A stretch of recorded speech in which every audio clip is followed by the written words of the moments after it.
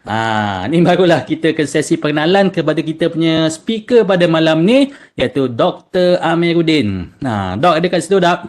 Hello Dr. Eza. Terbaik. Kan, Dok. Sedih lah pula kan dah hujung sesi ni kan. Ni mungkin kita punya last session sama-sama pada sesi tahun ni. So orang kata kita doakanlah kan market apa kita buat duit daripada market, especially hujung-hujung tahun ni memang banyak duit sebenarnya boleh buat kan, dengan holiday season, dengan dia punya apa banyak-banyak season apa semua. So memang peluang untuk buat duit tu memang akan sentiasa ada. So tanpa buang masa, saya serahkan kepada Dr. Amiruddin untuk kita punya sesi pada malam ni. Dipersilakan. Baik, terima kasih Andy. InsyaAllah saya akan mulakan sesi saya terakhir pada tahun ini. Lega sikit akhirnya habis gak sesi. Penat kita nak prepare untuk webinar-webinar ni. Untuk memberikan yang terbaik kepada para pendengar, kepada rakan-rakan, supaya boleh menggunakan ilmu yang saya kongsikan ni, harapnya ada pengajaran yang kita boleh ambil dan aplikasikan dalam trading kita. Sebab saya memilih tajuk-tajuk ni dengan niat yang saya rasakan benda ni memang memberi manfaat kepada saya. So saya harap benda ni akan memberi manfaat juga kepada kawan-kawan semualah. Sebab benda ni kadang-kadang mungkin ada benda yang jarang dikongsikan di luar. Mungkin topik yang kadang-kadang agak rare ataupun kurang menarik sangat sebab bukan technical analysis. Tetapi benda yang saya rasakan penting untuk diketahui di luar. Dan seperti macam sebelum ni, kalau siapa yang mengikuti siri webinar saya, kita dah lalui daripada topik tentang psikologi trading, tentang emosi, tentang COT reports dan benda-benda agak rare sikit. Dan malam ni pula, again, another topik yang saya rasakan mungkin jarang diceritakan, tapi saya rasa menarik juga untuk kita belajar ataupun kita mendengar, iaitu tentang pengajaran penting daripada pakar pasaran niaga hadapan yang terkemuka, ataupun dalam bahasa Inggeris ni adalah kita nak belajar daripada future traders yang very well known in the world. Ini macam top well known traders in the world. So future traders ni ada ramai di dunia ni. Di Malaysia ni mungkin kita jangan limitkan diri kita belajar daripada mereka yang di dalam Malaysia, tapi kita cuba cari lessons, macam mana kita nak ikut langkah-langkah future traders yang dah terbukti berjaya. So ini yang diorang dah terbukti berjaya. So kita dah tengok apa ramuan-ramuan yang diorang dah gunakan, semak-semak yang diorang dah potong kan, diorang dah buka jalan dah untuk kita sebenarnya. Diorang dah tahu dah apa yang silap jangan buat, apa yang perlu buat untuk berjaya. So bila kita dengar pengalaman diorang yang berpuluh tahun, yang dah buat kalau tengok sekejap lagi ada yang annual return beratus persen. Rekod dia sepanjang berpuluh tahun daripada future trading. Dia bukanlah trading FCPO kan per se, tapi lessons yang kita boleh dapat tu adalah satu lessons yang dia across the product. Kita boleh ambil across the product. Tak kisahlah trade apa pun, asalkan future traders kita boleh ambil pengajaran yang sama.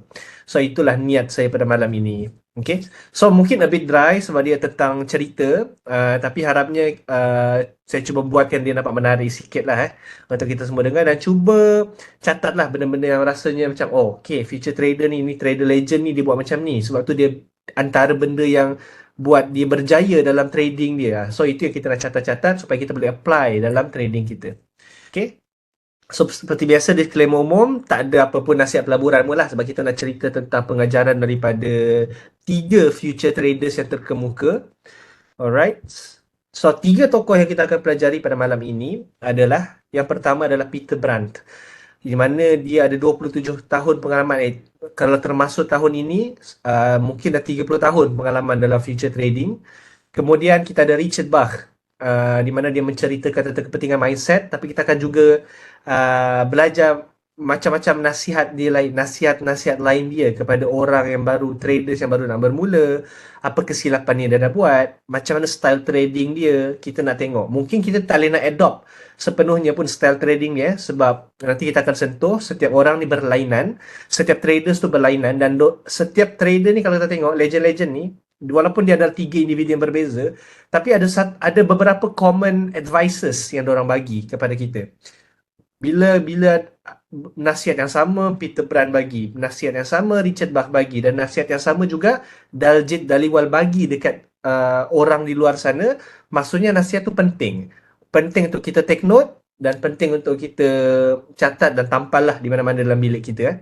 Dan yang ketiga adalah daljit daliwal, tahu dan faham senjata kita dalam trading. Alright. So, kita bermula dengan objektif malam ni ringkas, kita nak belajar. Belajar daripada antara futures trader yang terhebat di dunia. Itu je objektif kita malam ni. Very ringkas berbanding sebelum ni. So, dia banyak penceritaan. So, tak adalah pening sangat malam ni. Okay. Alright. So, yang pertama adalah Peter Brandt. Okay. Peter Brandt dan kehidupan awal. Kita akan tengok sikit, menelusuri sedikit kehidupan awal dia. Dan 10 perkara dan mungkin kurang, mungkin lebih sikit yang kita boleh pelajari daripada Peter Brandt. So, ini adalah Peter Brandt, untuk yang tak kenal muka dia. Dan beliau antara future traders yang dia punya academy sendiri. Nama dia Factor Trading, tak silap saya. Dia ada website dia sendiri, subscription based, di mana dia memberikan analisis dia dalam beberapa commodities. So, siapa Peter Brandt ni? So, dia seorang market wizard. Bila kita kata market wizard ni, maksudnya dia legend lah. Dia legendary dalam dunia trading. Yang bermula, dia mulakan career ni sebagai broker commodity. Macam ala-ala dealer remiser lah. Dekat broker house pada tahun 1970. Tapi dia pernah gagal dalam career dia. So, dia pernah berjaya. Yang unik sikit tentang Peter Brandt ni adalah dia pernah berjaya pada fasa awal kehidupan trading dia. Tapi along the way dia hilang edge ataupun dia rasa dia lost macam mana nak trade. Dia rasa dia hilang skills dia. Kalau kita baca dalam interview dia ada cerita lah macam ni dia masa tu market tengah haywire sikit, tengah choppy, berubah keadaan. So dia cuba ubah style dia sampaikan dia rasa kenapa semua yang aku buat ni tak boleh go. So at that time dia decide untuk dia quit trading, totally quit trading. Dan dia hilangkan diri selama 11 tahun. Tapi yang menarik dia bagi saya yang agak menakjubkan adalah selepas 11 tahun dia menghilangkan diri, dia come back dan kemudian dia masih ada that skill yang dah lama dia yang macam kita rasa dah tumpul, tapi dia dapat asah kembali dan dia come back dengan hasil yang menakjubkan balik. Return yang dia dapat masih power. So dia ni kalau kita tengok dia punya latar belakang pembesaran dia dibesarkan dalam keluarga miskin oleh seorang ibu tunggal. Dan dia mula bekerja pada usia 10 tahun.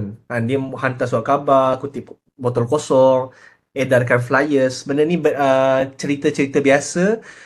Maybe especially kalau kerja-kerja biasa yang dilakukan oleh orang yang agak susah, low income dekat negara orang putih.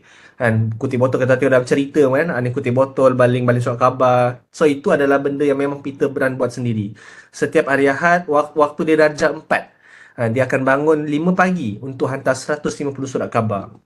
Kan, tapi dia mula diperkenalkan tentang trading oleh abang dia. Mula dengan trade silver coin pada masa tu. So sekarang tak sure ada ke tidak lagi silver coin ni, tapi waktu tu abang dia introducekan dia konsep trading ni. So carry trading ni 30 tahun total. Saya tulis depan tu 27 kan, tapi termasuk tahun ni dah 30. Fasa pertama 14 tahun, dia cuti 11 tahun, dia comeback balik 16 tahun sekarang ongoing. Dan sepanjang 30 tahun ni, dia ada impressive annual return of 58%. So bagi saya itu agak impressive lah. Ini bukan stock trading lah, ini future trading. Stock trading maybe ada orang yang ada rekod-rekod dia. Tapi dalam future trading, ini antara rekod yang agak power. And annual return ni 58% for 30 years. Kan average annual return dia. So power. Kalau ada 100,000, maybe annual return ni adalah 58,000. Lebih kurang macam tu. Dan dia consistent, average. Mungkin ada yang tinggi, ada yang rendah sikit. So pendidikan dan pertukaran career dia, macam mana dia bermula. So dia ni major dalam advertising masa dia dekat universiti dulu. Dan dia dah kerja pun sebagai seorang marketer. Dan dia memang involved dalam marketing McDonald masa tu. Tapi dia berubah minat sebab dua benda yang terjadi dalam kehidupan dia. Yang pertama, bila diperkenalkan oleh abang dia yang beli bag silver coin tadi.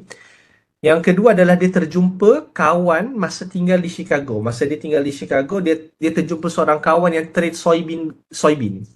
So, kawan ni jemput lunch di Board of Trade. Board of Trade ni macam ala-ala Bursa Malaysia lah. Macam Bursa Malaysia, Wall Street. Tapi dekat tempat tu ada restoran. Dan dia daripada tingkap restoran tu dia nampak ada traders dekat bawah yang tengah macam tengok screen apa semua. Dan benda tu macam intrigues, macam menarik minat dia untuk macam seronok trading ni. Macam tu dia terasa first time dia. Macam ni ala-ala lah. Ni dekat board of trade. Okay. So dia rasa intrigue dan nak buat benda yang sama macam traders-traders tu. Tapi masa tu dia masih kerja dengan advertising agency yang kelima terbesar di dunia dan involved dengan ads, McD dan Campbell. Lagi masa tu Campbell, Mushroom Campbell tu kan. So dia terlibat dengan advertising benda tu. So pendek cerita, dia decide untuk ditch kerja dia pada masa itu dan dia dapat peluang join program dengan broker house dan dia absorb menjadi broker dekat sana. Tapi dia bermula dengan gaji yang lebih kecil daripada kerja sebelumnya. So dia sanggup, dia masa tu tak fikir gaji sangat, dia dah minat dengan trading. So dia decide tak apa, gaji kecil sikit tak apa sebab gaji besar lah kerja dengan company ads tu kan. Tapi dia decide untuk ditch dan cuba passion yang satu ni. So bermulalah career trading dia. So dilepas dia kumpul duit sikit-sikit, dia betul-betul mula trade pada tahun 1976. 3 tahun ke hadapan, dia ni speaker. Alamak, nampak chat tu. Okay, 3 tahun ke depan, dia blow 3-4 account. So, lebih kurang macam kita lah, lebih kurang lepas deposit, blow out. Deposit, blow out. So, Peter Brand, seorang legend, melalui proses yang sama. Dalam masa 3 tahun, dia masih mencari-cari apakah teknik yang sesuai dengan style dia. Dia deposit, pop, blow account. Dan 3 tahun, dia blow 3-4 account. Tapi dua perkara yang bagi dia, yang dia rasakan, yang stop cycle tu. Cycle apa? Buka account, tukar cara trade, tukar cara lain, hilang duit, stop trade, mula balik. Dan benda yang proses yang kita semua dah lalui. Mungkin kita semua dah lalui sama-sama kan. Kita buka account FCPO, kita try, deposit duit, alamak, margin call, tukar teknik lain pula, hilang duit, stop, start balik. So proses ni benda yang dia lalui dia dah lalui semula. Dia sendiri dah lalui. Tapi dua benda yang bagi dia stopkan dia punya vicious cycle ni adalah, yang pertama dia kata dia belajar yang dia kena guna stop loss. So kita tak boleh afford untuk ambil significant losses. Kalau kita nak, macam kita tengok, dia kata pasal kita kena belajar kena guna stop loss. Kita kena bayangkan kehidupan dia pada masa tu, dia tak sama dengan senario zaman sekarang. Pada masa tu tak ramai traders. Kita sekarang dah ramai traders, dah ramai orang yang mengajar.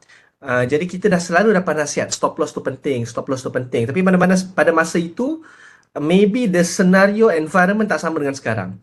So, dan bagi dia pada masa itu, stop loss, nasihat yang kita mungkin dah amalkan sekarang, dia penting, sangat-sangat penting kan. So ini lesson pertama lah yang kita boleh belajar. Yang kedua pula, ada klik dia, rakan sekerja dia, seorang chartis, datang ke meja dia masa dia bekerja dekat broker tu dan belikan sebuah buku, Edwards and Maggie, Technical Analysis of Stock Trends. So buku ni lah. So buku ni memang lama lah, dah lama punya buku. Zaman yang macam kita sekarang, macam saya study MSDA, dah berstudy buku lain. Tapi kalau bila dia ceritakan macam mana kawan dia tu belikan buku dia tentang technical analysis, dan buku tu membantu dia dapatkan framework tentang pergerakan harga. Benda tu buatkan saya berfikir, maksudnya walaupun dia dah kerja dekat broker house pada masa tu, tapi senario at that time, technical analysis, mungkin siapa yang join webinar saya sebelum ni, pernah saya ceritakan, technical analysis ni dia lambat sikit adopted dekat dunia trading. Semua pada masa tu ramai yang adopt dengan fundamental analysis.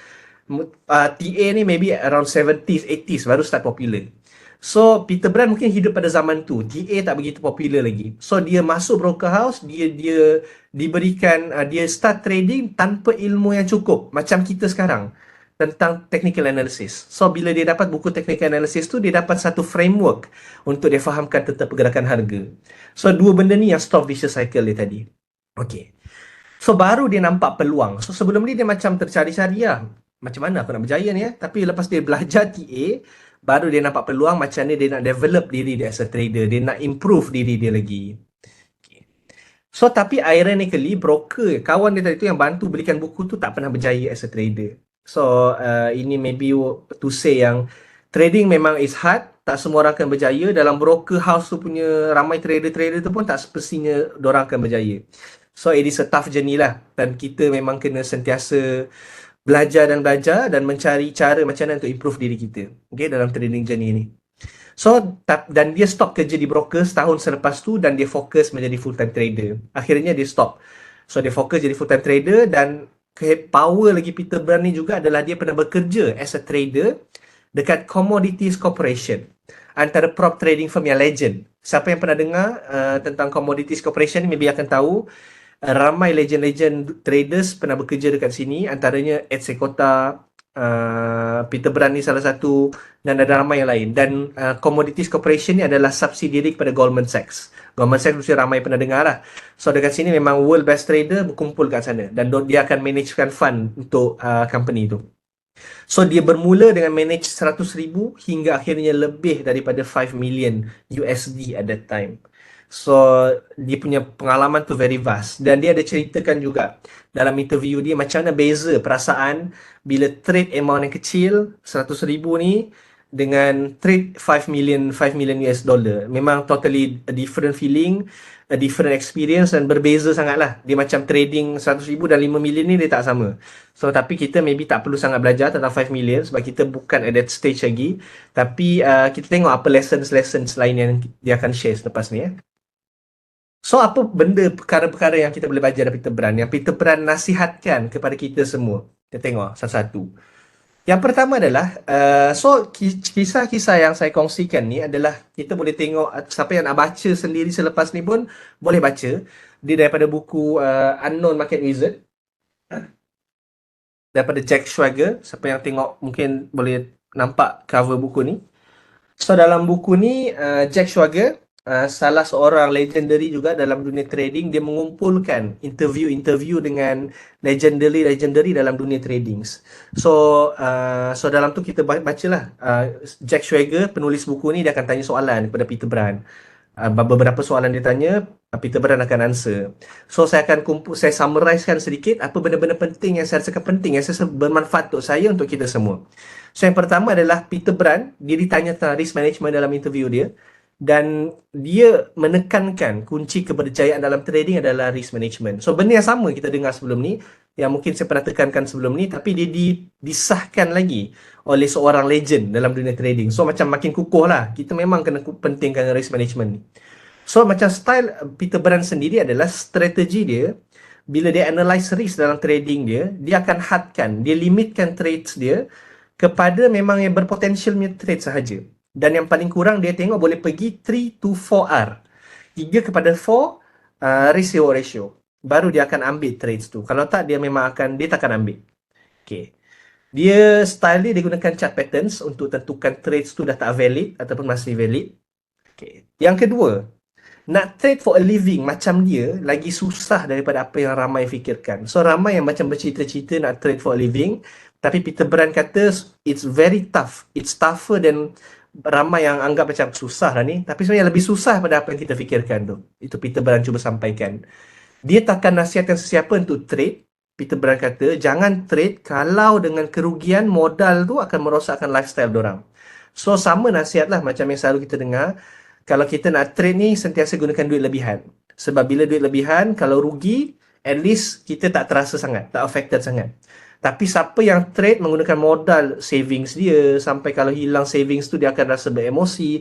So Peter Brand kata jangan trade macam tu. Pastikan, basically nasihat dia adalah pastikan guna duit lebihan untuk trade. Itu dalam bahasa kita.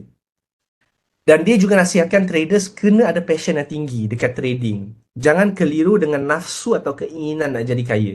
Dia kena ada passion dalam trading ni. Kita kena ada passion, kita kena ada proses dia, dan bukan semata-mata untuk jadi kaya sahaja. Ini Peter Brand kata. Melainkan kita betul-betul passion dalam trading, Peter Brand kata unlikely untuk berjaya dalam trading. So dia agak harsh sikit. Dia memang kata kalau kau tak passion, memang susah nak berjaya lah. So motto Peter Brand adalah strong opinion, weakly held. So kita kena ada satu, okay, apa maksud dia? Trader ni dia kena ada satu opinion yang kuat. Dia kena ada reason yang kuat bila dia nak ambil satu trade. Contoh bila nak tekan buy, nak long, nak short, dia kena ada reason yang kuat. Sebelum dia trade, sebelum dia entry, dia kena ada reason yang kuat. Tapi selepas dia dah masuk, dia kena laju keluar kalau trade tu tak behave macam expectation dia. So kita boleh ada satu strong opinion, okay, aku rasa nak long lah. Tapi once kita masuk, kita jangan strong opinion yang kita rasa nak hold dengan opinion tu walaupun kita salah.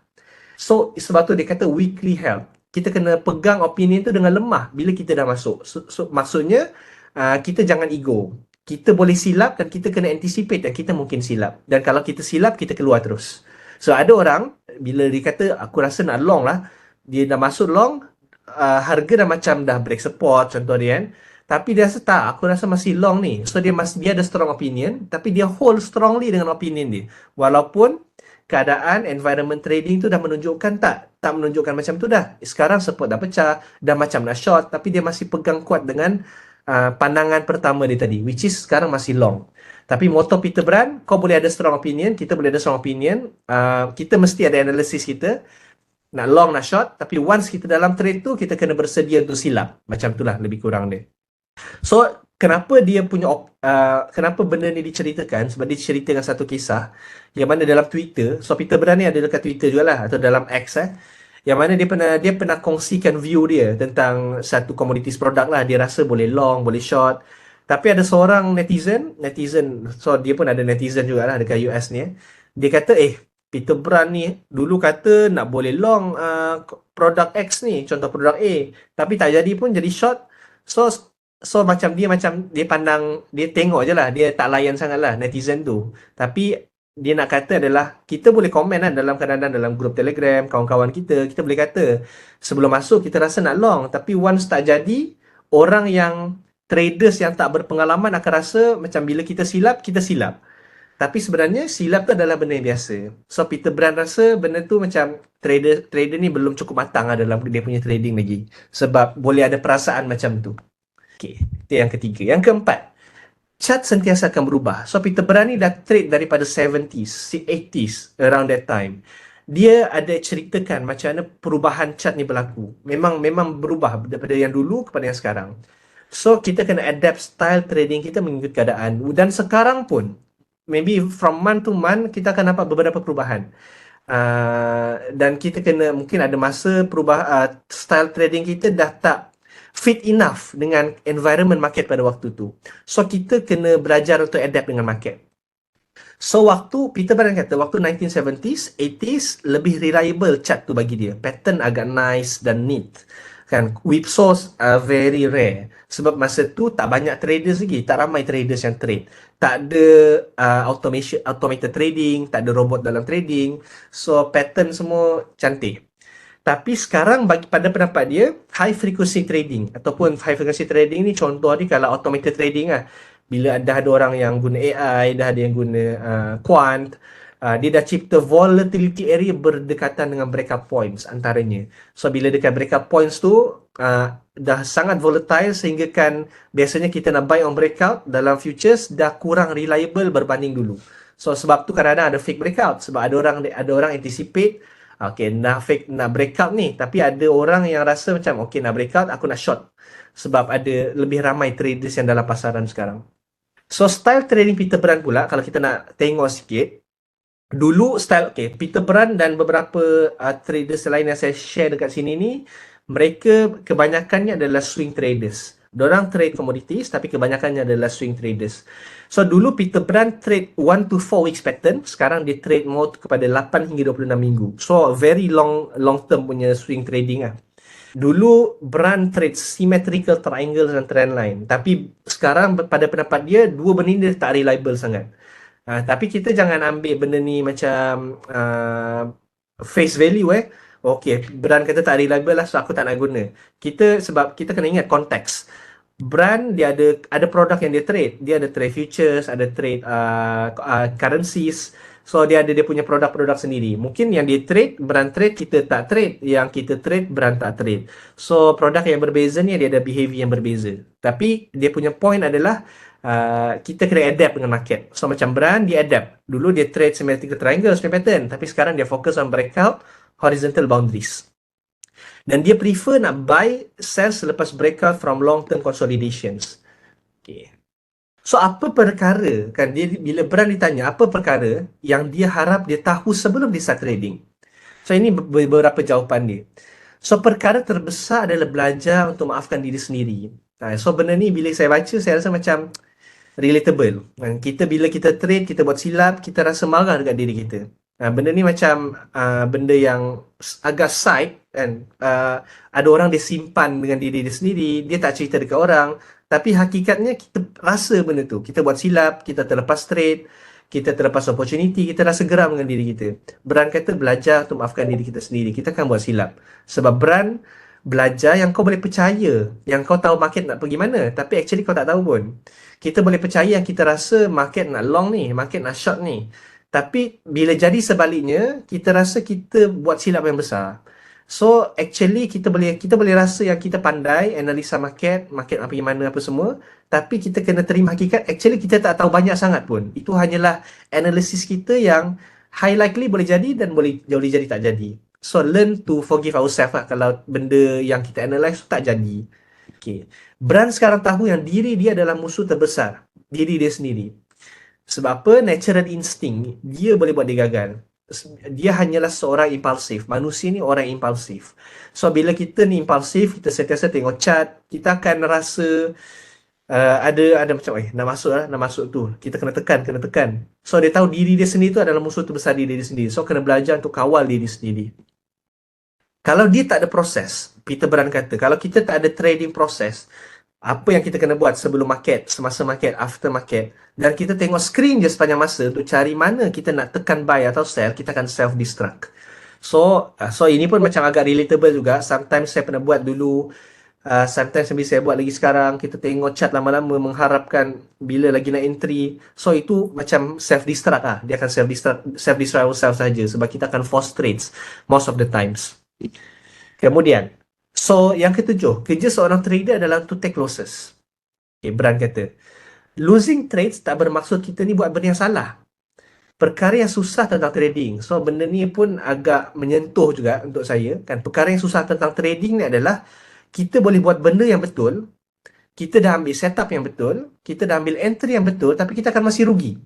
So itu yang susah tentang trading ni. Kita buat benda yang betul tapi rugi. So kita rasa macam, alah aku buat silap lah ni, kena improve lah ni. So benda-benda tu buat kita feel bad. Tapi Brand kata losing trade tak bermaksud kita buat benda yang salah. Dia ingatkan kita ni hanya boleh kawal entry yang kita letak, tapi kita memang tak ada any kawalan terhadap outcome trade tu. It can be anything. Dan dia boleh menjadi, boleh tak menjadi. So apa edge Peter Brand? Okay. Edge ni saya rasa semua dah clear. Apakah maksud edge? Apakah kekuatan lah? Macam apakah apa yang kekuatan Peter Brand ni dekat mana? Technical analysis dia ke, itu ke, ini ke? So Peter Brand kata bukan, trading dia tak bagi dia banyak edge. Bukannya style trade dia. Bukannya technical analysis dia tu bagi dia yang kelebihan yang besar. Dan bagi dia bukan chart pun yang bagi dia edge. It is a risk management. So Peter Brand ni adalah a firm believer of risk management. Edge dia adalah daripada disiplin, kesabaran dan order execution. So bila kita kata tentang edge, ramai mungkin ada yang berpendapat, mungkin indicator A adalah edge dia. Kalau dia follow je indicator ni, dia akan boleh buat profit. So itu contoh edge. Ada orang mungkin indicator adalah edge dia. Tapi untuk Peter Brand, edge dia adalah disiplin, patience dan order execution. Dia bersabar walaupun terlepas entry, dia kena tunggu lama, dia berdisiplin dan bersabar menunggu entry yang betul untuk masuk. Dan benda tu yang membantu dia untuk buat profit, buat duit. So itulah edge. Dan ada kita mungkin TA lah, FA lah kan yang bantu kita buat duit. Ini adalah Peter Brand guna edge. Dia sanggup tunggu dan tengok market berminggu-minggu. Kita tak ada, sebab kita intraday kan. So mungkin dalam konteks intraday, kita mungkin kena tunggu berjam-jam. So itu adalah satu tempoh masa yang lama lah untuk intraday trader kan. Tapi Peter Brand berminggu-minggu dia sanggup tunggu sebelum dia entry. Tapi kena ingat adalah semua profit Brand datang daripada 10 to 15% daripada trade dia. So ini benda yang bila saya baca, dan inilah keseronokan bila kita baca pengalaman legendary traders ni adalah dia validate kita punya pembacaan sebelum-sebelum ni daripada trader lain. Kalau ingat sebelum ni saya pernah cerita, saya tak ingat saya pernah share dalam webinar sebelum ni ataupun tidak. Tapi dalam stock trading pun benda yang sama. Macam Mark Minervini, dia punya profit winning rate dia adalah 40%. So Brand pula bila dia kata profit dia datang 10 to 15% daripada trade dia, maksudnya lebih kurang winning rate dia hanyalah 10 to 15% lah. Lebih kurang macam tu. So tapi dengan 10 to 15% win rate, dia masih boleh buat annual profit selama berpuluh tahun dalam 50+%. Nak kata macam dia punya risk reward ratio tu memang very big, dan losses dia tu dia boleh kawal very small. So ini macam validate beberapa pembacaan saya sebelum ni tentang trader legendary yang lain, yang mana win rate ni, kalau Peter Brand ni, kalau tengok dalam interview dia yang lain, dia kata win rate ni is unnecessary. Dia kata tak penting pun win rate ni. So dia macam, ketegasan dia macam tu lah. So suara Amir macam jauh ke? Dekat sikit. So win rate bagi Peter Brand tak penting, asalkan jaga dia punya risk reward ratio lah untuk dia. Dan losses ni memang dia minimize. So sepanjang 20 tahun lebih dia trade, dia nampak pattern yang sama. So benda ni repeatable, repeated, berulang kali berlaku sepanjang 20 tahun. Tahun ni 10 to 15%, tahun depan pun macam tu, tahun depan macam tu. So dia tak perlukan menang yang banyak sangat pun, tapi dia masih boleh buat profit yang banyak. So itulah Peter Brand. So itulah age dia. So nasihat Brand untuk orang yang nak pursue trading career. Okay, apa nasihat dia untuk kita? Kita tengok. Ini macam nasihat daripada seorang otai kepada kita. Kalau kita rasa kita kena ada trading profit at some regular schedule, jangan trade. Dia kata, market tak janjikan hasil tahunan. Untuk Peter Brand tahunan lah, sebab dia swing trader. Tapi macam untuk kita, maybe harian. Kalau kita rasa kita kena ada everyday, kena ada profit, jangan trade. Lebih kurang macam tu kalau Peter Brand punya nasihat. Sebab apa? Sebab market bukan setiap hari market ni cantik. Bukan setiap minggu market ni cantik. So kalau kita jenis yang aku nak setiap hari aku ada buat duit. So itu kalau Peter Brand dia very harsh, jangan trade. Maksudnya kau bukan orang yang sesuai dengan dunia trading ni. Trading bukannya macam kerja yang setiap hari akan dapat duit. Dia adalah bergantung dengan market. Dan market bukan sama setiap hari. Dan dia selalu pesan dekat yang nak jadi trader, expect untuk ambil 3 hingga 5 tahun untuk at least dapat clue. Clue saja, bukannya nak expert lagi ni. Baru dapat clue macam mana nak trade. Dan 5 tahun lagi untuk capai certain level of competency. So a total of 8 to 10 years. So itu adalah pesanan Brand lah, macam lama. So bila saya reflect dekat diri saya tak adalah, saya masih dalam journey tu nak capai level of competency, tapi memang it takes a long time untuk kita rasa clear dengan market, rasa nampak apa yang sepatutnya kita belajar. Saya rasa relatable dengan nasihat tu. Dan kalau kita tak ada 3 hingga 5 tahun untuk capai trading competency, Brand very harsh again, dia kata maybe kita tak patut trade. Kalau kita tak sanggup bersabar dan tunggu asas skill kita selama itu untuk capai macam a very professional punya skill, maybe kita tak patut trade. So ramai orang underestimate. So Brand macam maybe ini based on pengalaman dia lah kan, dia jumpa ramai traders. So kita hormati pandangan dia. So dan dia lebih tahulah sebab dia dah jumpa ramai lagi traders daripada kita, dan dia tahu yang ramai orang underestimate berapa lama penting untuk jadi profitable trader ni. Ada orang ingat setahun cukup kot kan, 2 tahun. Setahun pun rasa lama dah. 2 tahun pun rasa lama dah, tapi rupanya lagi lama. Kita punya sangkaan tu actually dah, yang kita ingat lama tu maksudnya masih singkat lagi. Sebenarnya lebih lama masa yang kita perlu ambil untuk asas skill kita betul-betul. Dan kita kena cari trading style kita sendiri, cakap Brand. Jangan copy style orang lain 100%. Kita boleh belajar daripada ramai orang, boleh belajar daripada Brand, daripada ramai traders lain, tapi kita kena cari trading style kita sendiri. Sebab 100% kalau kita copy style orang lain, dia takkan work for us 100%. Sebab apa? Sebab sooner or later, trading style yang kita copy tu, contohlah ada orang trade style A, yang kita follow 100% style dia, dia akan lalu significant drawdown. Dia takkan profit all the time. Akan ada masa tiba-tiba kita follow asyik loss je. Tapi hanya orang yang dah lalu, orang yang dah guna style tu for a long time, dia dah faham benda ni akan terjadi. Challenge macam ni akan terjadi. Akan ada masa hari style aku akan ada kena loss yang panjang. Dan dia rasa benda tu it's normal. Tapi bagi kita, kalau kita asyik copy tanpa kita fahami, saya rasa kunci dia fahami. Dan kalau kita copy dan kita faham, maybe okay. Kalau kita copy macam tanpa faham, kita akan rasa macam, apa salah teknik tak jadi ni? Dan kita mula untuk tukar teknik yang lain pula.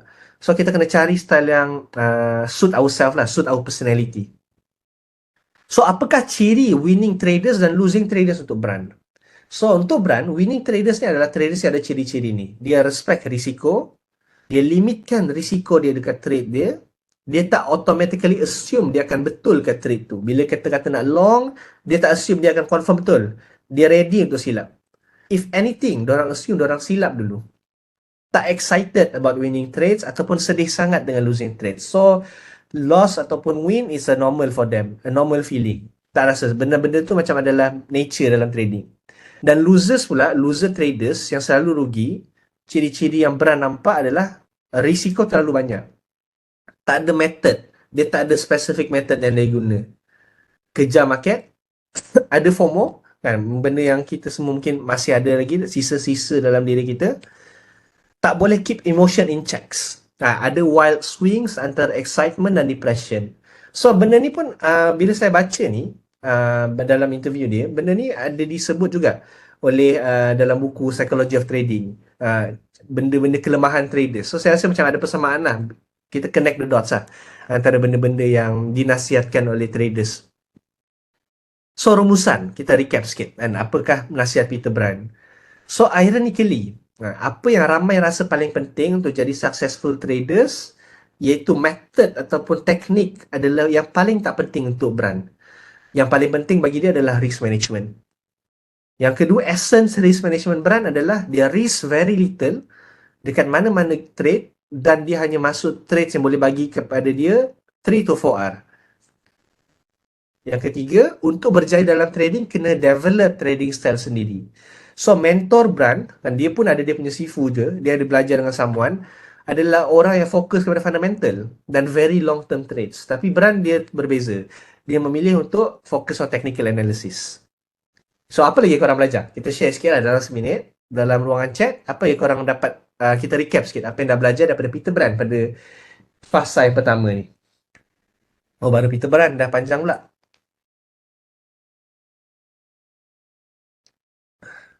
Suara dah clear Tak jauh. Kena sabar 300%. Okay lagi. Sama-sama recap. Apa yang nasihat paling penting yang korang rasa berguna untuk diri korang? Take what market offer. Long term, termism. Risk management. Okay. Jangan give up lepas rugi banyak. Take a break and relearn. Betul? Jangan kejar market. Patience, discipline, and execution. Waiting for the chance to arrive, then trade. Yep. Betul. Really good.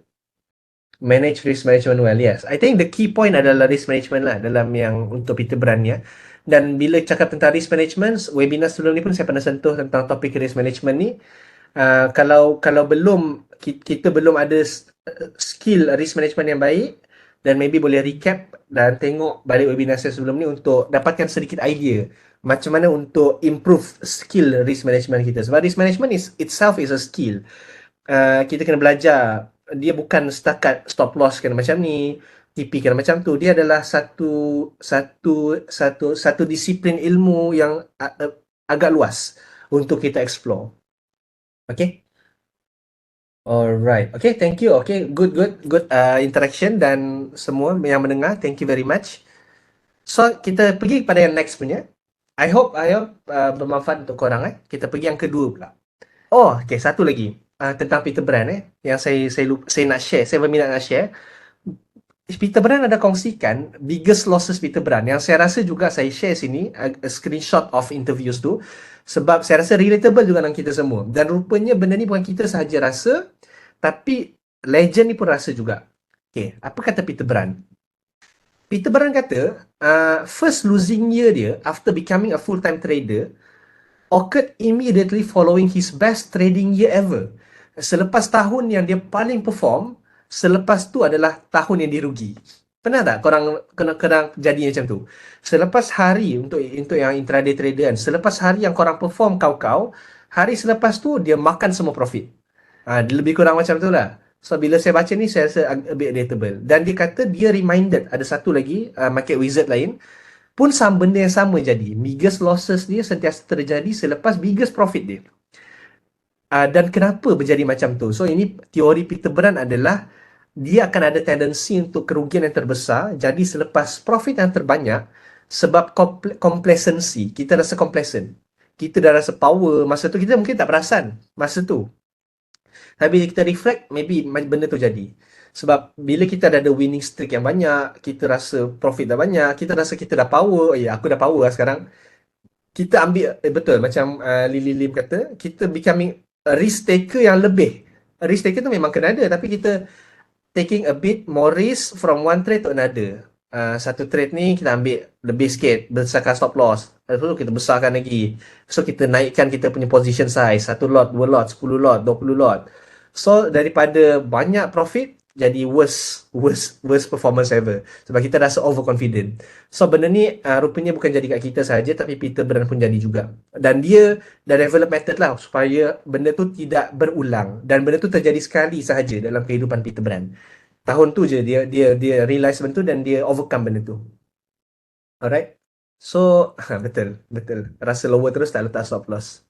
Okay, so yang kedua kita tengok tentang Richard Bach, kepentingan mindset. Okay, so kita tengok format yang sama. Kita tengok sikit kehidupan Richard Bach dan kehidupan awal dan 10 perkara yang kita boleh belajar daripada Richard Bach. Okay. So ini adalah Richard Bach, masih ada lagi, masih hidup lagi, tak silap saya. Tapi pun kita tengok dah agak berusia. So siapa Richard Bach ni? So dia mulakan career dia dengan trade prop account. Okay. Pernah ada annualized return, ini lagi power lah, 280% annualized return di selama 6 tahun dengan maximum drawdown 11% sahaja. Tapi untuk saya macam bagi konteks sikit, macam mana ada traders yang boleh dapat return yang very big ni, sebab ada some of them ada yang menggunakan margin punya yang lebih tinggi daripada biasa. So macam saya tak sure sangat konsep dekat style diorang macam mana, tapi yang saya faham bila saya baca dia macam dia berbeza sikit dengan kita, tapi margin tu macam dia boleh leverage lebih higher lah. Modalnya mungkin sikit tapi dia boleh leverage lebih tinggi. So sebab tu dia boleh dapat return lagi besar. Tapi the fact yang dia boleh consistently buat return yang average selama 6 tahun tu membuktikan kalau orang biasa yang guna style yang sama maybe dah rugi, mungkin dah hilang duit kan. Tapi sebab dia memang skillful, so dia berani nak gunakan margin tu untuk besarkan lagi dia punya return. So ini hasil dia lah 280%. So macam very amazing lah. Saya tak sure, possible juga. Rasanya possible. Macam 25% margin FCPO tu. So dia ada spreadsheet. So Richard Bach ni a bit, saya rasa lebih dekat dengan saya. Saya rasa style dia sebab saya suka cara dia adalah dia ada spreadsheet yang detailkan daily monitoring dia. Dekat spreadsheet dia tu dia akan apa fokus energy dia, risk management dia macam mana, proses dia macam mana hari tu, dia ada buat counter trading ke tidak, perasaan ego, FOMO, happiness, sugar trade, dia akan review every day untuk self improvement dia. So ini macam when you do this kind of very tedious thing, benda ni very tedious. So it is macam sugar trade, saya cerita sekejap lagi. So macam tak pelik kalau dia boleh buat return setinggi itulah, sebab dia betul-betul usaha yang kau-kau untuk improve diri dia. So ini antara macam kalau kita nak betul-betul improve diri kita, it is very hard to do daily monitoring, tapi ini antara benda yang kita boleh buat. So benda ni pun saya ada cerita dalam sebelum ni juga. Kalau part yang saya cerita tentang trading psychology, yang mana benda-benda ni yang kita kena monitor setiap kali kita trade. So sugar trade tu apa? Okay, sugar trade tu bawah sini trade yang kita masuk tapi tak tahu kenapa kita masuk. Itu sugar trades. So Richard Bach istilahkan sebagai sugar trade lah. Sometimes bila kita tengok balik kan, kenapa aku masuk ni? Bukan setup kita pun. So macam tak tahu kenapa kita masuk. Sometimes impulsifnya trading. Dan dia juga ada daily journaling untuk rekod perasaan dan thoughts dia. Rutin yang bagi dia penting untuk identify kelemahan mindset dia. So kalau kita tengok in Richard Bach onwards, tentang importance of daily journaling. Richard Bach kata, you very quickly tend to forget about last month, last week or even yesterday. By keeping a journal, you can see what was going through your mind at any point in time and track your mindset changes over time. If I showed you my journal entries from 2015 versus now, you would see they are worlds apart. My 2015 entries were replete with comments like, I'm a crap trader, I'm useless. All I was doing was constantly beating myself. My entries now are entirely different. So dia nak kata macam bila kita record, kita nampak perbezaan diri kita yang dulu dan diri kita yang sekarang. Kita nampak perubahan, sama ada semakin improve ataupun semakin merosot. So itulah Richard Bach. So Richard Bach ni sedikit antara mentor yang dikredit dalam interview ini adalah Ed Seykota. melalui trading trial process. So trading trial process ni adalah macam satu program yang EXO kita buat untuk capai emotional balance dalam trading and life. So kehidupan Richard Bach ni dia membesar di Yorkshire dekat United Kingdom di dairy farm. Saya pernah singgah sini dulu. Masa kecil dia pernah tengok ada rumah orang kaya di kampung yang ada kolam. So waktu dia kecil ni maybe waktu 70s 80s lah. And dia bagi tahu mak dia satu hari nanti dia nak beli rumah tu. Dia memang dari kecil dia memang nak jadi kaya. So dia berbeza sikit dengan trader wizard yang lain. Dia memang nak jadi kaya daripada kecil. So dan dia mula interested dengan trading selepas tengok cerita Nick Leeson, rock trader yang buat Barings Bank bankrupt. So untuk yang tak pernah tengok, untuk yang tak tahu cerita kisah ni, kalau saya boleh ringkaskan sedikit, Nick Leeson ni adalah seorang commodity traders yang pada masa itu dia bekerja di Singapore. Dia trade futures lah. Tapi pada masa itu dia macam ada buat speculative trading yang very speculative. Dia macam over speculate. Dia expect macam masa tu dia trade currencies rasanya. Expect untuk ke atas. So dia long lebih kurang lah. Tapi waktu hari tu Japan ada gempa bumi berlaku, so market Japan jatuh, so semua dia currencies jatuh ke bawah dan dia over leverage. So masa tu kerugian berbilion USD kot, tak silap saya. Dan dia cuak, dia macam dia lari keluar, dia tinggalkan nota je, sorry for this apa semua, dia lari. So dia lari, dia sampai dia singgah ke Thailand, Malaysia dan cuba larikan diri daripada kena tangkap. Tapi akhirnya dia kena tangkap. Tapi yang membuatkan Nick Leeson ni legend bukannya a good way adalah dia membuatkan Barings Bank dekat UK, antara bank yang terlama dekat UK pada masa itu bankrupt disebabkan kesilapan dia. Tapi dia base kat Singapore pada masa itu. So Richard Bach ni dia tengok cerita Nick Leeson ni, walaupun cerita tu tak adalah macam menunjukkan sisi baik trading, tapi dia rasa berminat dengan dunia trading selepas tengok cerita tu. Okay. Alright. So Richard Bach ni dia ada belajar dan ada master in mathematics. Tak sure ada dekat Netflix ataupun tidak. Nick Leeson ya. Boleh check nantilah. Dia ada master in maths daripada Imperial College London. Waktu zaman Richard Bach, Imperial College London ni adalah the fourth ranking keempat dunia. College yang power. So Richard Bach ni macam kita boleh anggap dia macam pandai lah. Dan dia ni agak pandai. So dia pernah jadi intern sebagai actuaries di sebuah syarikat pension company, tapi dia tak enjoy kerja korporat. So dia kata dia nak buat lawak pun susah. Sebab orang macam very uptight apa semua. So dia ni macam mungkin happy go lucky sikit. So dia macam dia tak minat lah kerja korporat. So masa final year dia decide untuk aku rasa macam nak masuk trading punya jobs. So mungkin kalau kita tengok ada persamaan sikit Richard Bach dan Peter Brand ni, yang mana diorang ni apply jobs, boleh apply trading jobs dekat bank. So zaman tu maybe banyak kekosongan. Zaman sekarang saya tak sure kekosongan tu banyak ke tidak lah, tapi masih ada. So dia apply banyak trading jobs dekat bank, jumpa satu offer yang dia suka, yang mana dia boleh trade daripada day one dan back by capital dan ada profit split. So dia dapat job tu, so dia mula dengan 6 bulan simulation trade dulu. So bank nak tengok dia punya consistency, dia diberikan simulation trading selama 6 months. Dan antara syarat dalam kontrak dia bila dia kerja dengan bank tu adalah dia ada 10,000 pound, maksudnya pound, dia dekat UK, ada 10,000 pound stop loss lah lebih kurang. Kalau sampai 10,000 pound stop loss, dia memang dia dibuang kerja. Dan dia ada 50% trading profit. So agak okey lah kan. So contoh bulan tu dapat 5,000 pound. So 50-50, 2,500, 2,500. Tapi slack dia adalah dia ada dash rent 2.5k pound sebulan. So saya itu yang buat susah sikit untuk dia pada masa tu. So dash rent ni mungkin nak bagi faham konteks adalah dash rent ni macam kena subscribe Bloomberg lah, lebih kurang benda macam tu lah. So semua tu waktu tu maybe mahal sikit. So total cost adalah 2.5k yang dia kena bayar sendiri.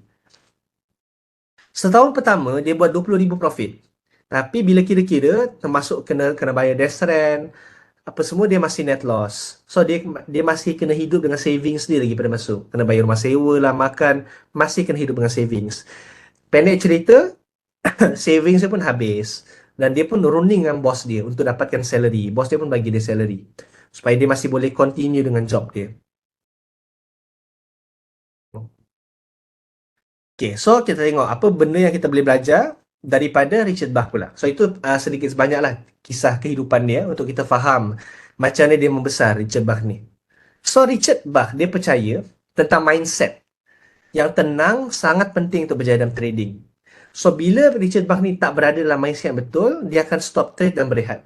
Sebab dia realize waktu tu kalau mindset dia tak betul, dia force, dia akan loss lagi banyak daripada biasa.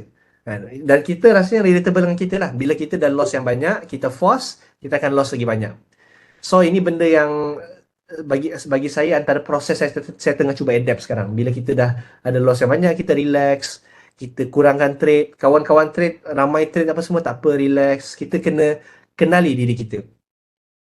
Impulsive trade selalunya di-trigger oleh ketidaksabaran. Okay? Tapi ini tak berapa penting, saya tunjuk. Okay. Peluang dalam market adalah irregular dan sebab tu goal nak dapat consistent earning adalah tak realistik. So again, bila saya baca ni, saya tengok ini, Peter Brand pun ada cakap benda yang sama. So Richard Bach pun cakap benda yang sama.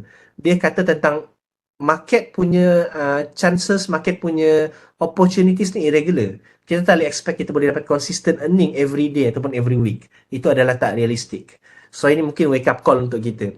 Kalau kita try paksa untuk ada consistent profitability, kan, kita nak everyday aim RM1,000 contohnya. Hari ni nak RM1,000, esok nak RM1,000. Kita takut kita akan ada tendensi nak ambil suboptimal trades. Maksudnya trade tu tak adalah setup yang power sangat, tapi kita ambil juga sebab kita nak cukupkan RM1,000.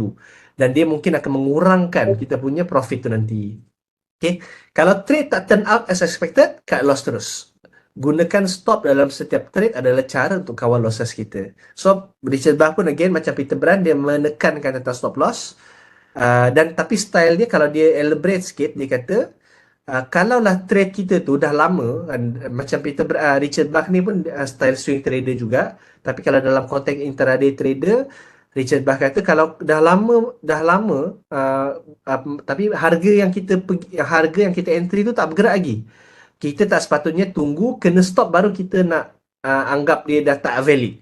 Kalau kita tengok, alamak, harga macam dah nak kena stop loss better aku cut je lah. Itu style Richard Bach. Kalau rasa macam pergerakan itu dah tak cantik, dan cut je. Tak payah tunggu sampai kena stop loss. Itu adalah Richard Bach. Apply on futures and stocks. I think it's applicable on futures and stocks. Dia macam lessons yang intra-market lah. Dia boleh across the market. So, trader tak perlu exit profitable trade semuanya sekaligus. So, kalaupun dah capai target. So, ini macam dalam konteks kalau kita trade lebih daripada satu lot. Contoh kita trade 3 lot, 4 lot. So, kalau dah capai target, contoh kita target 30 ticks. Richard Bach punya style, janganlah exit semua sekaligus. Mungkin TP 50%, 2 lot lagi tinggalkan. So, kalau market terus bergerak, at least kita dapat profit yang lebih. So, ini style ni sama macam Mark Minervini lah. Kalau dalam stocks, dia sama macam Mark Minervini. Bila dah capai profit, kita exit 50%. Dapat lebih, kita exit lagi 25%. So, saya nampak ada similarities kat sana. Richard Bach punya style. So, Bach punya style, dia secara rutin, dia akan simpan 10 to 15% daripada position dia. So, kita kena ingat juga konteks dia adalah maybe ada yang tak relatable sangat dengan kita kalau kita trade satu lot sahaja. Tapi one day, maybe kita akan trade 2 lot, 3 lot. So, bila kita buat macam tu, especially masa FCFO tengah tak volatile sangat, so maybe kita ada modal lebih untuk trade lebih sebab margin kurang kan. So, mungkin ada yang trade 2 lot, 3 lot. So, kita boleh cuba style macam ni. Bila capai TP, kita TP 1, simpan 1. Lebih kurang macam tu lah. Okay. Okay, so dia tahu kalau kita buat macam tu, at least kita tak ambil extra risk. Tapi kita boleh improve profit kita kalau jadi dia terus bergerak ke atas. Okay, kerosakan. Okay, ini antara benda yang penting saya rasa. Kerosakan damage daripada bad trade. Trade yang teruk, dia extend beyond losses daripada trade tu saja. Dia bukan setakat loss daripada trade yang kita dapat. Tapi dia beyond daripada setakat rugi. Kalau kita ambil trade yang tak cantik ni, bukan rugi je kita dapat. Itulah point dia. Trade yang teruk, okay, bila kita ambil bad trades, dia bukan sangat rugi, tapi dia akan menggoyangkan keyakinan kita. Dan bila keyakinan dah goyang, kita akan takut nak ambil chances dekat winning trades yang akan datang. So, kita akan lost opportunity, kita akan lost confidence. Dia bukan setakat rugi saja. So, ini yang kita kena ingat. So, miss profit tu sendiri, kalau lah kita tak ambil bad trades, confidence kita masih ada, dan kita ambil trades yang cantik yang seterusnya yang datang, maybe kita dah boleh cover original losses yang kita dapat. Tapi kalau kita ambil bad trades yang banyak sangat sebab bad habits kita akan hilang confident dan lepas tu miss profit. Ini mungkin pernah jadi dekat kita lah. Kita dah selalu kan, kita macam tengok market lama sangat. Kita entry. Lepas tu malam tiba, waktu volatile, waktu market cantik, kita dah takut nak ambil. Sebab kita dah lost banyak sangat di waktu petang. Contoh dia lah, kalau trade crude oil ke, FCPO ke. So, sedangkan kalau kita tak ambil bad trades tadi, confident kita masih ada, kita ambil trades waktu malam tu, kita dah profit banyak dah. Itu contoh dia, maksud dia kat sini. So, trader juga kena bezakan antara trade outcome dan trade decision. Kadang-kadang a good decision ada poor outcome. Decision yang baik, kita dah ambil decision yang betul untuk ambil long pada setup kita. Tapi ada poor outcome. Kita loss. Dan poor decision boleh ada positive outcome. Kita main masuk je entry mana-mana, tapi untung. So, tapi kita kena bezakan antara outcome dan decision. Ramai trader silap. Tengok outcome saja. Dia ingat asalkan dia untung, okey. Dia ikut kawan untung, okey, cukup. Rasanya itu dah baik. Dia main masuk je trade, tak kisah macam dia tak ada teknik yang sesuai, dia masuk, dia untung, dia rasa itu dah cukup. Sedangkan itu adalah outcome. Decision dia masih poor sebab dia sekadar tak ada method yang betul. So, kita kena fokus on the decision kita. Tak kisahlah outcome dia poor ataupun tidak, asalkan decision kita bagus, dan eventually kita akan we can gain the good outcome lah, macam tu. So, kita kena evaluate based on the decision yang kita buat, sama ada konsisten ataupun tidak. Okay. Alright. So ini Richard Bach komen tentang trend following system. Okay, mungkin style saya trend following system. So, ini adalah komen Richard Bach. So, Richard Bach kata, by itself, sistem tu sahaja sendiri tak cukup. Tapi yang lebih kritikal, maksud sistem tu sendiri adalah kita tahu bila nak entry, bila nak TP, bila nak cut loss, itu je tak cukup. Elemen yang lebih kritikal dengan trend following system adalah tentang cara kita manage risk kita dan cara kita take profit bila kita dah masuk dalam trade tu. So, ini pun lebih kurang point yang sama macam Peter Brand, tapi Richard Bach dia elaborate sikit. Okay, apa maksud dia? So, Richard Bach dia bagi contoh diri dia sendiri. Dia style dia dulu, dia suka aim home run bila guna trend following. Dia akan masuk bila ada trend dan dia guna trailing stop untuk keluar. Tapi dia sedar kalau ada movement besar kan, yang kalau kita mungkin pernah rasa kalau kita trade crude oil ke contohnya ataupun FCPO, kalau ada movement besar naik atas, dia boleh jadi patah balik laju ke bawah dan pasuk ke trailing stop dia. Dia benci keadaan macam tu jadi sebab profit dia yang patutnya mungkin dah 500 tick ataupun contoh 50 lah, 50 ticks dia bagi balik dekat market sebab trailing stop tu dia tak adjust. So, dia kata kita kena trade based on personality kita. Kita kena rasa tenang dengan cara kita trade. So, kalau kita benci, bagi so much profit back to the market, dan kita kena adjust. Macam mana cara supaya kita tak bagi banyak sangat profit dekat market. Kalau dan kita tak boleh dapat semualah. Kita tak boleh dapat best of all the worlds. Kita kena tahu personality kita macam mana. Kita loss macam mana kita tak suka. Break even kita okey ke tidak. Kita nak aim profit yang banyak ke tidak. Sometimes ada style trading, kalau kita nak profit yang banyak, kita mungkin kena risikokan, kita selalu kena stop loss, contoh dia. Kalau kita selalu TP, fixedkan TP kita, 30 ticks, 40 ticks, kita akan hilang miss opportunity untuk dapat home run.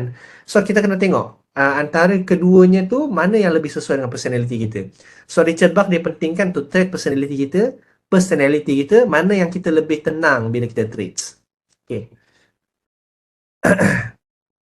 Okay, so lepas kita dah keluar daripada trade, mana-mana trade pun, kita kena lupakan. Kita untung ke rugi ke, lupakan. Tapi kalau kita masih rasa tak selesa, rasa geram, rasa tak best, kita kena explore perasaan tu. Sebab apa yang buat kita tak selesa tu. Dan kita kena faham benda tu. So, benda ni pun bagi saya antara benda yang penting. Sebab kita kena faham, macam saya kata, macam yang diulang-ulang berkali-kali tadi, adalah setiap orang ni ada personality yang berlainan. Walaupun style trading yang sama, tapi personality tu berlainan, emosi yang berlainan. So, mungkin ada orang jenis trading stop, dia suka naikkan cepat. Ada orang dia suka, okay, kita take time sikit. Dia tak kisah kalau untung tu dia bagi banyak balik kepada market. So, at last, kita takkan sama. Everyone, each of us takkan sama style trading kita. Kita boleh belajar. Tapi selepas tu kita cari macam mana style yang sesuai dengan personality kita. So, ini adalah Richard Bach punya penekanan. Okay. So, perasaan tak selesa tadi tu yang push Richard untuk develop method dia, cari cara macam mana nak exit daripada trend. So sebab dia tak suka bagi banyak sangat profit dekat market, so dia cari cara develop method macam mana style yang dia selesa lah untuk exit, untuk trailing stop yang dia selesa, style trailing stop yang dia selesa. Sama ada guna market structure ke, guna ATR ke, guna moving average ke. So Richard Bach ada style dia sendiri yang dia develop over the time. So style trading Richard macam mana? Okay, kalau kita tengok style trading Richard, a bit unique juga. Richard ni dia mainly event driving trades. So dia based on fundamental analysis. Berbeza dengan Peter Brand. Dia campur sikit dengan technical. Tapi mainly adalah fundamental based on events. Major events. Dan dia ada belajar juga daripada lessons yang dia belajar daripada Peter Brand. Okay. So apa spesifik yang Richard belajar daripada Peter Brand adalah keep loss as small as possible is critical to capital preservation. Okay, itu yang pertama. So benda paling penting dalam trading adalah mental capital. So mental capital, kita kena be in the right headspace for the next trade. So kita tak boleh emosi sangat, tak boleh stress sangat. Mental capital ni penting. Kita tak boleh macam trade banyak sangat sampai kita punya otak dah tak boleh nak berfikir dengan clear. So mental capital ni antara benda yang benda yang penting untuk kita emphasize juga. Biasa kita selalu cerita tentang trading saja kan. Tapi kemudian ada side-side lain yang kita boleh explore selepas ni. Antaranya ada psikologi tadi, mental capital. So itu penting untuk kita faham juga. So macam Peter Brand, kalau dia ada deep drawdown, dia ada loss yang besar, mindset dia dah mula tak betul. So itu Peter Brand kan. So Brand dan Brand juga, bila dia masuk trade, dia expect trade tu untuk work straight away kalau dia betul. So style Brand macam tu. Bila dia entry, kalau 30 minit masih tak bergerak, bagi dia itu tak okay. So dia expect benda tu akan bergerak terus. So the best trade just go. Dan Richard Bach pun apply benda yang sama. Kalau tak jadi serta-merta dia akan caw. Tapi ingat, kita kena faham konteks. Kita kena benda ni benda yang menarik untuk kita explore. Kalau the best trade just go, tapi kena faham dorang ni trade apa, kita trade apa, style berlainan sikit. Tapi boleh ambil the lessons from here. Sebab Richard Bach ni dia based on the fundamental news tau. So fundamental news ni kan dia selalu bergerak dengan laju. So sebab tu dia mengadoptkan benda ni dalam trading dia. Sebab Peter satu, dia trade large position dan based on events. So dia pernah tunggu 20 saat. 20 saat tak jadi, dia pernah caw. Dan dia boleh tunggu from 20 seconds ke several minutes untuk tengok dia betul ke salah. So itulah berbeza sikit Peter Brand dengan kita. Okay. Bukan Peter ni Richard ni. Richard Bach. Okay, dia tak tunggu kena stop loss dulu baru dia caw. Okay, kita tengok lagi seterusnya. So komen Richard tentang mental dalam trading beliau. So, okay, ini tentang mental trading lah. So, Richard Bach ni dia gunakan perasaan dia sebagai input kepada trading dia. Dia akan cuba spot on real time bila dia start trade poorly. Benda yang jarang juga kita buat. Mungkin kita boleh self-aware selepas ni. Contoh bila kita trade, rasa macam, apa salah aku trade ni macam dah tak betul sangat. So, dia akan spot on benda tu. Dia akan, dia actively berfikir tentang perasaan dia. Dan bila jadi benda tu, apa yang dia akan buat? Dia akan macam berehat sekejap, pergi bersukan. So, dan dia akan buat analisa past drawdown juga. Dia nampak yang dia akan start trade poorly sebab dia takut miss next trade. So, dia dah tahu bila yang akan terjadi benda-benda yang buat dia trade tak cantik ni. Bila dia takut, bila ada FOMO ke apa ke. So, sebab dia ada buat analisis dia sendiri. Dan ni yang saya kata tadi, kalau dia ada rasa benda yang tak kena, perasaan dia tak best, mental dia tak betul, dia akan balik ke jawal dan dia akan buat apa sahaja untuk pastikan mindset dia balik ke right place. Dia nak trade dalam keadaan tenang. So itu adalah Richard Bach. So pengajaran yang Richard dah belajar sepanjang career dia sebagai traders. Okay, ini satu. Sekejap saya tengok sebab masa tak mencukupi dan kita pilih lah. Okay, it does not matter kalau kita miss a trade. Akan ada sentiasa peluang seterusnya. Mental capital, aspek paling kritikal dalam trading. Okay. Okay, kalau kita trade, ni pun penting juga. Kalau kita trade yang hasilnya rugi, tapi kita tak buat silap pun, setup semua dah betul, kita kena boleh bercakap dengan diri kita, kalau ada setup yang sama lagi, kita akan buat benda yang sama. Walaupun yang first time tu rugi, second time rugi, tapi kita tahu based on kita punya back test kita, analisis kita, benda tu akan jadi, akan ada masa dia jadi, dan dia jadi, dia power. Itu kita punya keyakinan. So jangan kalau kita dah buat satu trade, kita follow setup A, tak jadi, kita rasa takut nak ulang setup yang sama. So itu adalah Richard Bach punya pengajaran. So peluang dalam trading sangat bersepah. Okay. Okay, Richard Bach yang menarik dia adalah tahun 2017 hampir semua profit dia datang daripada 2 minggu pada bulan Jun dan sehari pada waktu Disember, itu je Richard Bach. So macam sebenarnya total profit dia tak tahu berapa persen, tapi daripada 2 minggu dan sehari je. Yang lain mungkin ada yang break even, ada yang loss, tapi maksudnya nak kata kita boleh dapat profit yang banyak dengan hanya trade several weeks a year lah sebenarnya. Itu yang Richard Bach cuba cakap. Opportunity tu sentiasa akan ada. Okay. Okay. So, kita kena maafkan diri kita kalau kita buat silap, alright? Untuk satu jangka masa yang lama. Okay. Richard Bach ni pun jenis yang bila dia buat silap, dia rasa nak salahkan diri dia. Apa salah aku buat silap, apa semua. Dan benda ni berlaku pada satu tempoh masa yang lama. Dan saya rasa benda ni pun relatable dengan kita juga. Sometimes kita rasa kita yang teruk. Sedangkan kita buat proses yang betul. Richard Bach ambil masa yang lama, 4 to 5 years untuk faham konsep ni. Kita akan buat silap, it's okay, move on. Tengok skrin sepanjang hari macam kasino yang ajak kita trade. Kita kena lindungi diri kita dengan temptation untuk ambil impulsive trade. So don't look at our screen for the whole day ataupun untuk masa yang lama. Okay. Rumusan. Okay. Apa yang kita belajar pula daripada Richard Bach? Mari kita recap. Saya sempat 2 je pada malam ni pada 9.40. So kita recap sikit apa yang kita belajar daripada Richard Bach. Saya tak tulis yang ni. Apa yang korang belajar? Apa yang tuan-tuan puan-puan semua belajar daripada Richard Bach pula pada kali ini? Boleh kongsikan sikit. Suara saya tak okey sangat hari ni. Agak letih. Rasa nak hilang dah suara.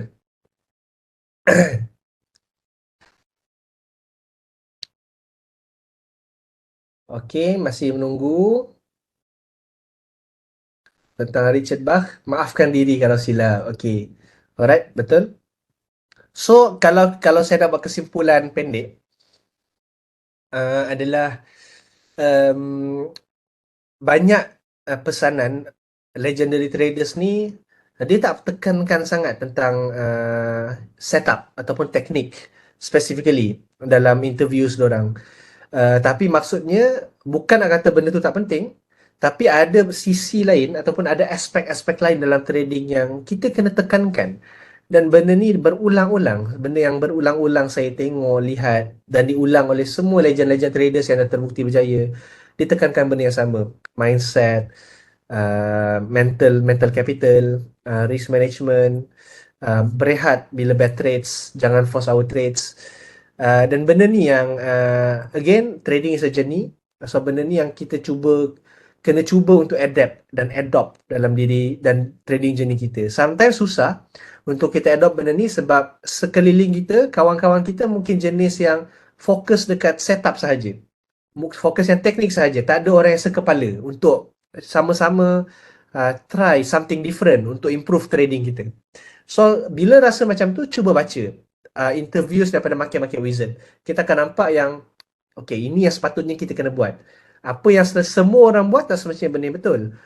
Tapi ada benda yang semua orang buat, dia tak betul. Tapi ada benda lain yang kita kena buat. Sebab itu yang lebih perlu untuk dia buat. Sebab dah dibuktikan oleh legendary traders yang lain. So, kalau saya boleh simpulkan, itu adalah kesimpulan saya lah. Untuk merumuskan tahun 2023. Apa yang penting untuk kita belajar untuk menjadi a better traders. So, ada lagi satu sebenarnya. Tentang Daljit Daliwan ni. Tapi masa tak berapa mencukupi. So ini Daljit lah untuk kita tengok gambar je. Ini adalah Daljit. Daljit ni kalau kita go through seminit sahaja, dia ni adalah seorang amateur tennis player asalnya. Hampir menjadi, dia macam memang power lah tenis dia. Dia capai average annual compound 298%. Power juga dalam 9 tahun dia trade. Dia ni muda sikit berbanding Richard Bach dan Peter Brand. Dia adalah colleague kepada Peter Brand dalam bank yang asal. Peter Brand yang asal tadi tu, diorang ni kerja sekali dulu. So, diorang ada cerita antara satu sama lain, kisah dia. Daljit ni macam mentor pada Peter Brand lah pada masa itu. So, okay, ini tak penting. Penting. Banyak yang penting So, pendek cerita, so dia pun stop main tenis. Dan Daljit ni dia study economic and finance. Dia pun bermula, dia pun masuk bank juga, kerja-kerja berkaitan dengan trading, sama juga macam Richard Bach dan Peter Brand tadi. Kita tengok apa lessons yang kita boleh, satu lessons yang kita boleh belajar daripada Daljit Okay, maybe nombor 2 ni. Improvement besar ni saya cari yang berbeza sikit daripada yang lain lah. Okay. Apa antara benda yang Daliwal ni buat kepada trading dia adalah dia buat analisis juga dan dia kenal pasti mana satu daripada jenis setup dia yang responsible untuk kebanyakan daripada gains dia. Maybe kalau korang pernah dengar Pareto Principle, 20%, 80% of our outcome comes from 20% of the process. Lebih kurang macam tu lah. So, Daliwal mencari manakah 20% daripada trading setup dia yang contribute kepada 80% of outcome trading profit dia. Sebenarnya kita punya, kalau kita mungkin analyse diri kita, saya rasa benda ni applicable juga untuk kita. Profit kita yang banyak-banyak tu sebenarnya mungkin datang daripada 3-4 trades kita je. Kita mungkin ada buat 50 trades, tapi 3-4 trades ni lah yang membuatkan profit kita besar sampai 80%. Yang lain tu maybe ada break even kecil, loss kecil. So itulah Pareto Principle. So Daliwal buat benda tu kepada trading dia. Dia buat analyse macam tu. Supaya dia boleh fokus selepas dia tahu mana setup yang betul-betul contribute besar kepada dia punya profit. Dia nak fokus kepada setup tu je. Supaya dia nak kurangkan trading entry dan protect mental capital dia. Mental capital ni kalau kita trade banyak sangat, dia akan consume mental capital kita sebab tengok market banyak sangat. So dia nak kurangkan, dia nak besarkan mental capital dia, dia nak kurangkan trade entry dalam market. So itu yang dia buat, analisis macam ni. So dia dapat kurangkan, ambil insignificant trades yang bagi impact negatif pada portfolio dia. So if one lesson yang penting daripada Daljit Daliwal yang boleh belajar, sebab kita kesentukan masa, saya rasa ini antara benda yang menarik untuk kita study dalam trading kita. A bit tedious tapi saya rasa menarik untuk kita buat. Okay. Alright. So saya rasa itu je sebab maybe tak cukup masa. So okay. Tuan Reza. Banyak lagi sebenarnya. Oh, banyak lagi. Memang tak sempat. Dah sempat. Masa pun dah ujung-ujung ni kan. Oh, panjang lagi tu. Banyak lagi. Panjang lagi. Okay, so terbaik.